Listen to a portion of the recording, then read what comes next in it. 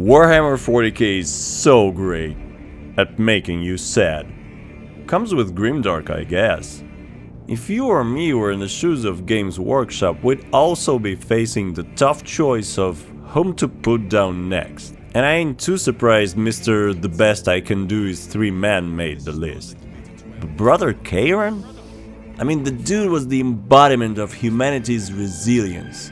And Miles Kenny, the actor who played Medura's Karen, was so passionate and enthusiastic about playing him. I was overjoyed that people like Miles are involved in making a game about Astartes. Well, not anymore. All we get is off-screen deaths. I'm sorry, Miles. I'm about to pour one out, too actually, for brothers Karen and Acheron. Because the best Games Workshop could do is 3 paragraphs. 3 paragraphs. 3 paragraphs. 3! I'm sure you'll agree that both Darktide and Space Marine 2 aren't lacking in fleshing out their characters and making their banter interesting, funny, and endearing. Whoever's responsible for casting the talent to do VO for the latest 40k video games deserves a raise. Karen wasn't just a gruff military who followed orders. He saw the Battle of Kath with his own young eyes, where the fanatical word-bearers turned on the Ultramarines. I was a boy on Kath when the word-bearers attacked. I came to know the mark of chaos. He was among those who Belisarius Cole put into stasis while perfecting the Primaris Marine formula. He's the OG. And I'm gonna be ultra real and just say it. I like him. When you're playing the game, you can notice that Karen mostly takes a back seat while the trust issue drama between Dimitri and Titus and Valerium Gadriel unfolds. He is there to provide commentary on Gadriel's conduct and basically save him from embarrassment. Or point it out. I guess this role falls on Metaurus now. The mentor of Titus should be like a deity to Gadriel, or maybe given the fact that he's an ancient himself now, will balloon his ego even more. I hope we'll get a more mature and experienced version of Valerium, who's not as jaded as Titus for having lost his dear brother and still has hope and faith. So what, you gonna watch me push buttons now? Bro, this is awkward. But back to Medurus and his glorious sense of humor. We will never get this planet's stench out of our armor. Compared to your usual aura, it is an improvement, brother. Deeply amusing. Using an ancient battle barge as a battering ram. An unorthodox approach. You disapprove? On the contrary, it is inspired thinking. I reluctantly second that. Why reluctantly? Because it will go to your head. And even though his pretty incessant mid-fight nagging got us to a point we started calling him Karen during our campaign playthrough, it was still meant to be endearing. Brother Karen was a wonderful counterbalance to Gadriel, who was meant to be pompous and annoying. You are like your ancestors, Brother Gadriel. A pathetic show of empty flamboyance. They both went through an arc, and above all else, managed to become memorable. While Gadriel amused his suspicions and talked behind our back way more than any decent soldier should, Titus served previously.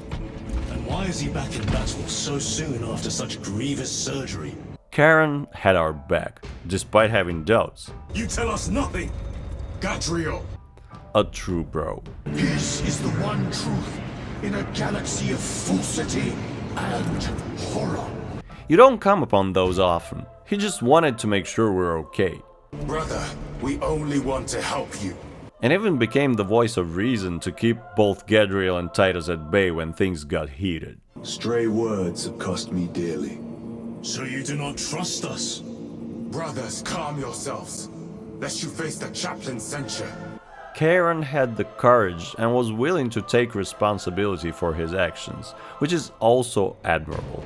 If the chaplain wishes to see you because of my transgressions, I will take full responsibility. I gave no report. No wonder people are so upset. And on top of that, Karen was a gentleman and a scholar. Lieutenant, I was informed you arrived with Lord Calgar. Did you fight with him on Vigilus? I've read through those battle reports more than 100 times. He cared about his brothers, remembered them fondly and vowed vengeance on the enemies of the Imperium and meant every word. Karen was sharp. He sniffed out an ambush devised by the filthy Chaos worshippers almost right away. You're Cadian, right? Why aren't your eyes violet then? What's that? What the fuck is that on your forearm? Seeing his brother from the 9th Company days slain sent him into blind rage. Can you blame the dude for having passion? He took responsibility, promised to keep his cool, and kept that promise. When push came to shove, his past experience and wits helped him in making the right choice. Bros before psyker hoes. And what Imura said to him was definitely most foul of the trio. Will you plead for your life as your mother did, son of Cal? He promised him this in return. Our chapter, sir, shall use your skull as a piss pot! And I'm pretty sure he kept this promise too. Karen also seemed to have a history with elevators that he didn't want to reminisce about. Something to do with orcs? If I'm not mistaken, you've had bad luck with cargo elevators. That was a long time ago. I prefer not to discuss it. At least you made it out alive, which is more than we can say for the orcs. I'm starting to think that someone at GW also had a bad time in the lift. Why else would you cut your boy's life so short?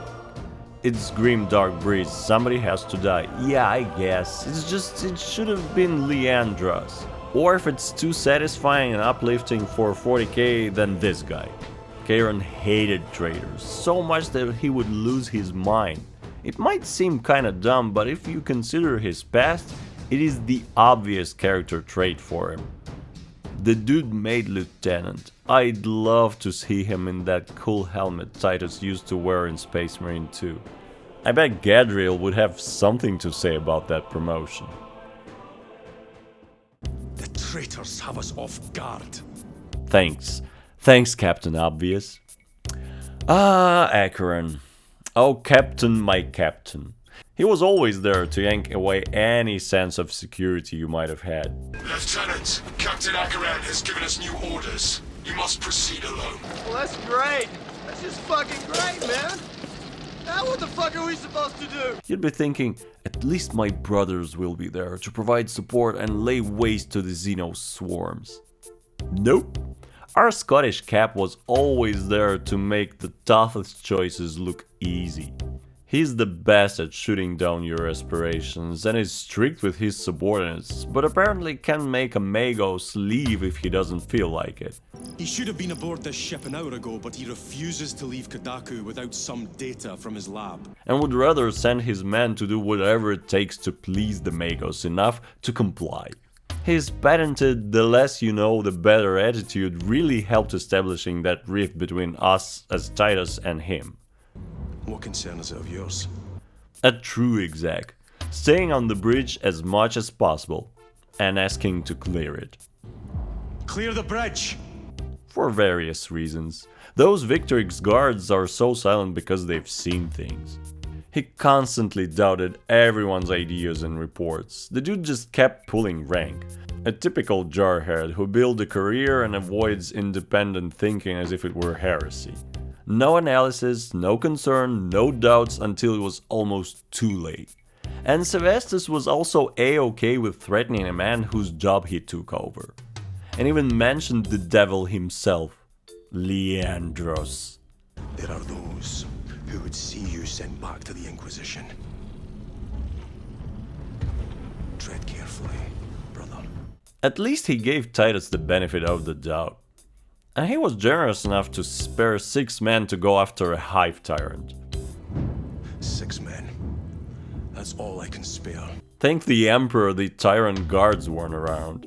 They say they're made using Space Marines.